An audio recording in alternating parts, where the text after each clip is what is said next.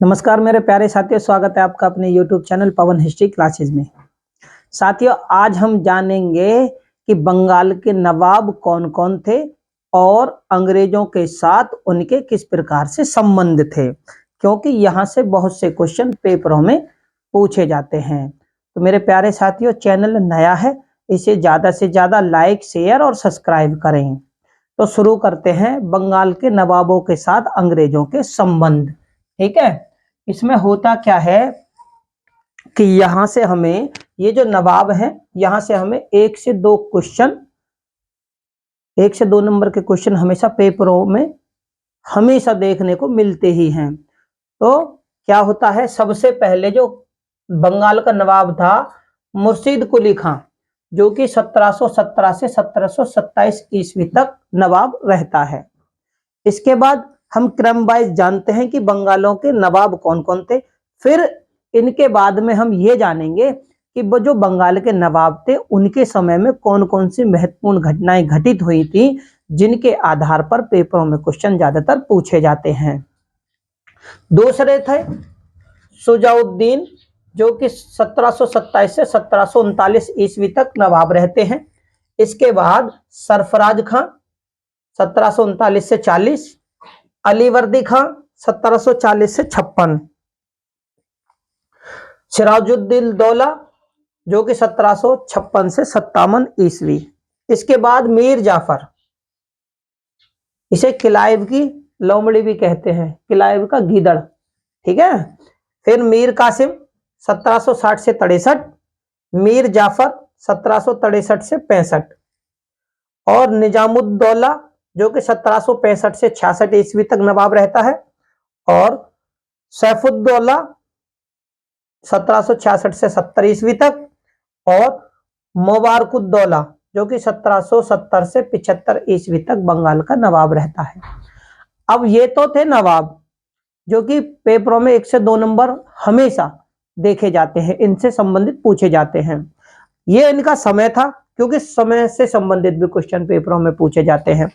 अब जान लेते हैं, सबसे पहले जानते हैं मुर्शीद कुली खां के बारे में कि भाई इसके समय में कौन कौन सी महत्वपूर्ण घटनाएं या तथ्य थे, जिनसे कि हमें पेपरों में 1 से 2 क्वेश्चन, 2 से 4 क्वेश्चन भी पेपरों में देखने को मिलते हैं। जैसे वास्तविक शासक जो था मुर्शीद कुली खां जो था, वो 1700 ईस्वी में ही था बंगाल का वास्तविक शासक। ठीक है, क्यों था? क्योंकि ये मुगल बादशाह के द्वारा नियुक्त अंतिम गवर्नर था। मुगल बादशाहों ने इसे अंतिम रूप से बनाया हुआ, जो कि मुगल बादशाह थे इस समय के। 1704 ईस्वी में इसे देखो, जो क्वेश्चन हमें ज्यादातर देखने को मिलता है, इसने क्या चीज करी थी कि 1704 ईस्वी में इसने ढाका से राजधानी को बदलकर मुर्शिदाबाद ये लेकर आया था, और इसके बाद में इसने 1717 ईस्वी में इसे बंगाल का सूबेदार बनाया। ठीक है, क्योंकि नवाब तो था 1700 में ही। ठीक है, 1717 में सूबेदार, और 1719 में जब इसे दीवान का पद मिल गया, दीवान बना। ये मुगल साम्राज्य के समय की घटना है, मुगल बादशाहों के समय की। मुगल बादशाहों ने जब इसे गवर्नर बनाया था अपने अधीन। ठीक है, तो इसके क्या है, जब ये दीवान बना तो उड़ीसा भी इसके अधीन ही था। फिर इसने नवाब बनने के बाद में क्या क्या चीजें करी, जिनके आधार पर भी पेपरों में पूछा भी जाता है। तो इसने क्या चीज करी, इसने जागीर भूमि, जो जागीर भूमि थी बंगाल में, उसे खालसा भूमि बनाया, बहुत बड़े भूभाग को, और इजारादारी व्यवस्था इसने शुरू की थी। ठीक है, इसके बाद में मुर्शीद कुली खां को ना जमींदारी के आधार पर, याद रखना किसके, जमींदारी के आधार पर कुलीन वर्ग का जनक भी इसे माना जाता है। इसे कुलीन वर्ग का जनक भी इसे कहा जाता है। ठीक है, इसके बाद मुगल बादशाह के द्वारा, जो मैंने अभी ये अंतिम गवर्नर था जो कि मुगल बादशाह के द्वारा बनाया गया था। याद रखना, यहां से भी क्वेश्चन पेपरों में काफी बार देखने को मिला है। इसके समय में जब ये नवाब था तो 3 विद्रोह हुए थे। अब ये विद्रोह किन किन लोगों ने किए थे? पहला विद्रोह सीताराम राय उदय नारायण, क्या था? सीताराम राय, उदय नारायण और गुलाम मोहम्मद ने। ठीक है, दूसरा जो विद्रोह किया था वो सुजात खान ने किया था, और तीसरा जो विद्रोह किया था वो नजात खान ने किया था। इसने इन तीनों ही विद्रोहों को दबाया, और इसके जो विद्रोह करने वाले थे, जो विद्रोही थे, इन तीनों की जो जमीनें थी उनको छीनकर, उनसे लेकर, यानी ठेकेदारी व्यवस्था भी इसने शुरू की थी, तबकाती रण की भी। तो क्या करा इसने, तीनों से जमीन ली और किसे दे दी, राम जीवन को इसने, यानी इसका कृपा पात्र था राम जीवन, उसे ये जमीन दे देता है। तो मुर्शीद कुली खां के समय में ये जो वाक्य है बहुत ही इंपॉर्टेंट है और पेपरों में देखने को भी मिलते हैं। बात करते हैं इसके बाद, भाई इसके कोई पुत्र तो था नहीं, कोई भी इसका उत्तराधिकारी नहीं था, इसके केवल पुत्री थी। जब इसकी पुत्री थी तो इसने अपने सबसे छोटी पुत्री के पुत्र को, पुत्री के पुत्र जिसका नाम क्या था, उसका नाम था सरफराज खां, इसने सरफराज को बंगाल का नवाब बना दिया। लेकिन सरफराज का पिता कौन था, सरफराज का पिता था सुजाउद्दीन सुजाउद्दीन। ये सुजाउद्दीन जो था, इसने क्या करा, ये कौन था सुजाउद्दीन, ये सुजाउद्दीन था बंगाल और बिहार का नाजिम। अब ये नाजिम यानी ये भी गवर्नर था। तो जब इसने क्या करा, जब इसके पुत्र को इसने नवाब घोषित किया तो खुद पिता ने ही अपने पुत्र को पद से हटा दिया। और हटाने में किसका सहयोग था, अलीवर्दी खां। और अलीवर्दी खां कौन था, ये तीसरे नंबर का अलीवर्दी खां कौन था, ये जो अलीवर्दी खां था ये उस समय बिहार का नायब नाजिम था, यानी उप गवर्नर। ठीक, अब इसके बाद में जो शासन था, भाई इसके समय में केवल ये घटना कि इसने अपने खुद ही अपने पुत्र को हटा दिया, नहीं बनने दिया, क्योंकि ये बिहार, बंगाल और बिहार का उस समय नाजिम था। लेकिन अलीवर्दी खां को इसने क्या बना रखा उस समय, नायब नाजिम यानी उप गवर्नर। तो अलीवर्दी खां ही षड्यंत्र करता है सबसे पहले। अब होता क्या है, इसके बाद जो, भाई देखो इसके बाद कौन बना, सजाउद्दीन। लेकिन जब इसे उत्तराधिकारी घोषित किया गया तो उसके बाद में इसने अपने बेटे को हटा दिया, और हटाने के बाद में आता अलीवर्दी खां। तो अलीवर्दी खां ने सबसे पहले क्या किया था 1740 ईस्वी में। अब देखते हैं इसके समय में क्या क्या चीजें हुई थी। तो 1740 ईस्वी में अलीवर्दी खां ने राजमहल के पास में एक जगह पड़ती है गिरिया, तो गिरिया का युद्ध किया, किससे, सरफराज से, क्योंकि भाई वो नवाब था। तो सुजाउद्दीन और अलीवर्दी खां ने क्या करा, इसने अपने सुजाउद्दीन के बेटा जो था सरफराज, उसके लिए गिरिया का युद्ध, याद रखना ये युद्ध भी पेपरों में देखने को मिला है। इसमें सरफराज हार जाता है। सरफराज हारने के बाद में गद्दी जो थी नवाब की, कौन, अलीवर्दी खां कब्जा लेता है। अब अलीवर्दी खां कब्जा लेता है, लेकिन होता क्या है, अलीवर्दी खां के भी कोई उत्तराधिकारी नहीं था। जब इसके भी कोई उत्तराधिकारी नहीं था तो 1756 में होती है इसकी मृत्यु, ये याद रख लेना। लेकिन मृत्यु से पहले ये क्या करता है, अपनी सबसे छोटी पुत्री के पुत्र को, पुत्री और उसके पुत्र को नवाब घोषित करता है। अब नवाब घोषित करता है तो इसके थे 3 पुत्री। 3 पुत्री में एक तो ढाका में कौन थी, घसीटी बेगम।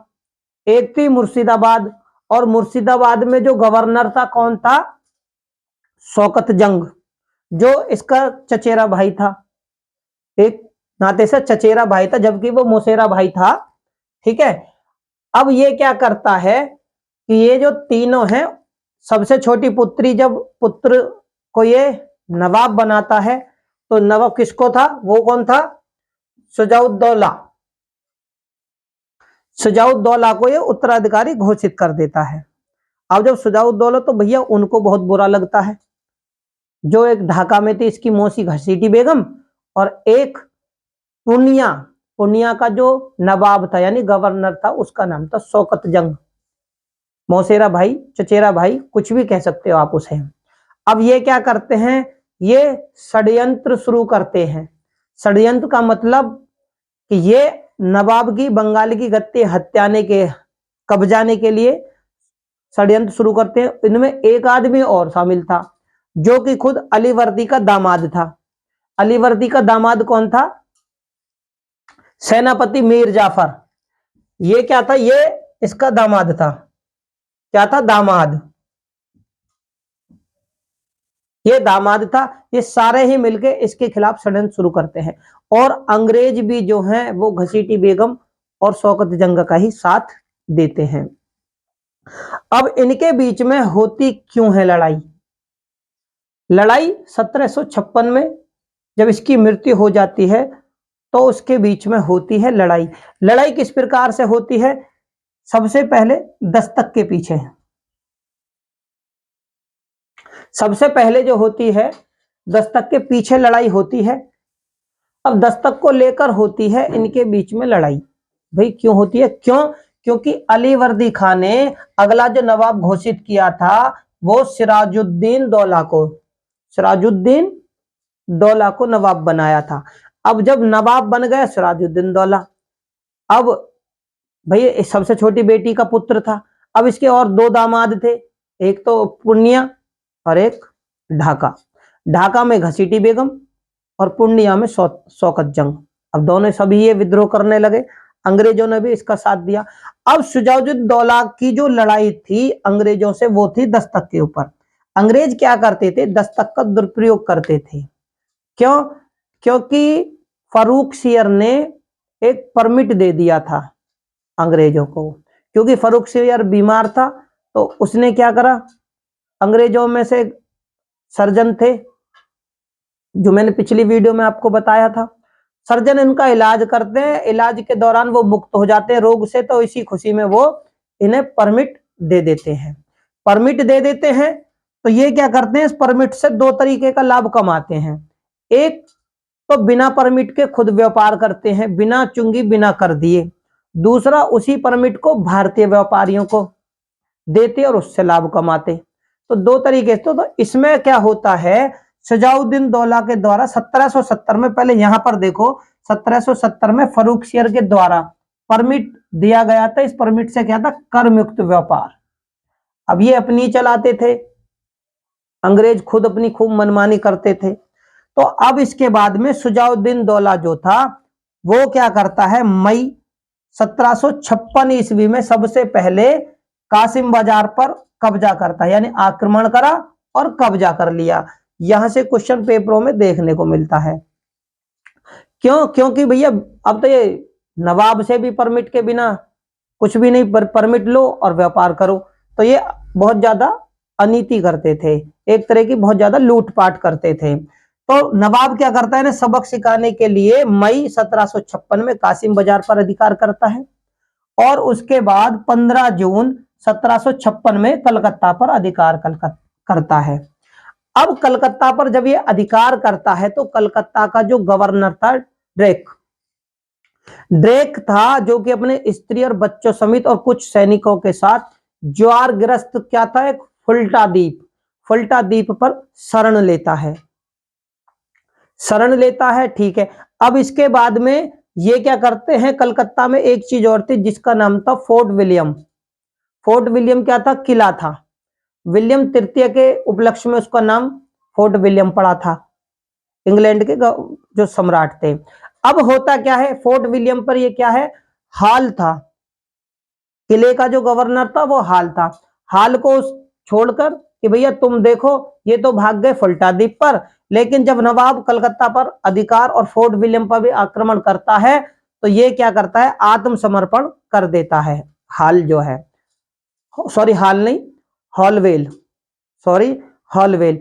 अब ये क्या है, जब आत्मसमर्पण हो जाता है तो नवाब क्या करता है कि 8x10, 8x8 का एक कमरा था, उसमें कहीं कहीं पर देखो 446 व्यक्ति मिलते हैं, कहीं कहीं पर 140 व्यक्ति, स्त्री और बच्चों को सभी को एक अंधेरे कोठे में बंद कर देते हैं।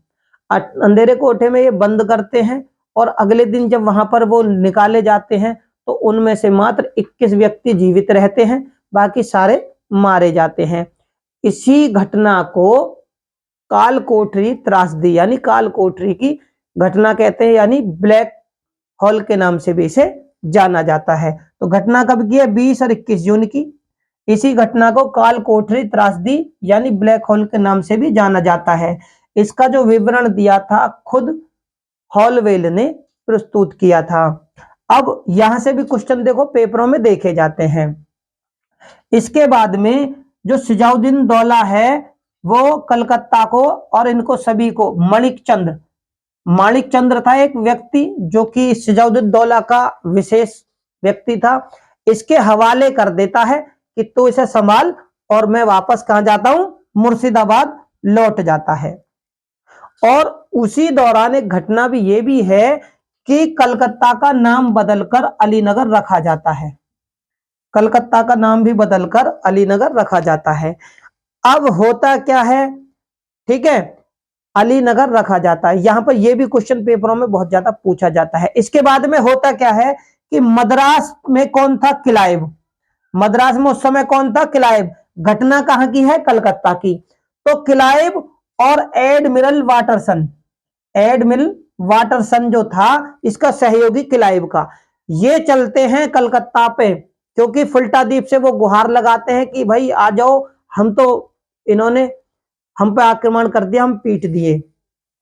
तो क्लाइव चलता है सैनिकों को लेकर, सबसे पहले कहां पहुंचता है? ये बजबज पर कब्जा करता है। सबसे पहले बजबज एक स्थान था, उस पर आक्रमण, उस पर अधिकार। उसके बाद 2 जून 1757 ईस्वी में ये कलकत्ता पर पुनः दोबारा अधिकार कर लेते हैं। क्या कर लेते हैं?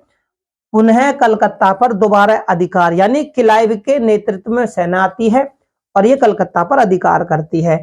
इसके बाद में जो नवाब था वो घबरा जाता है उसकी सेना को देखकर, और वो कब्जा करता जा रहा था। तो 9 फरवरी, याद रखना, 9 फरवरी 1757 को खुद नवाब के द्वारा संधि का प्रस्ताव रखा जाता है। जब संधि का प्रस्ताव रखा जाता है तो संधि अंग्रेजों के द्वारा मान ली जाती है। क्या हो जाती है? मान ली जाती है। और फिर इनके बीच में, नवाब और कंपनी के बीच में होती है संधि। वो संधि किस नाम से जानी जाती है? अलीनगर की संधि के नाम से। क्या? अलीनगर की संधि। अलीनगर की संधि के नाम से क्यों मानी जाती है? क्यों? क्योंकि कलकत्ता का नाम बदलकर अलीनगर रखा गया था, इसलिए संधि को कलकत्ता की संधि तो बोलेंगे नहीं। कलकत्ता में ये संधि हुई थी तो इसलिए अलीनगर की संधि के नाम से जाना जाता है। यहां से भी क्वेश्चन पेपरों में देखने को मिलता है।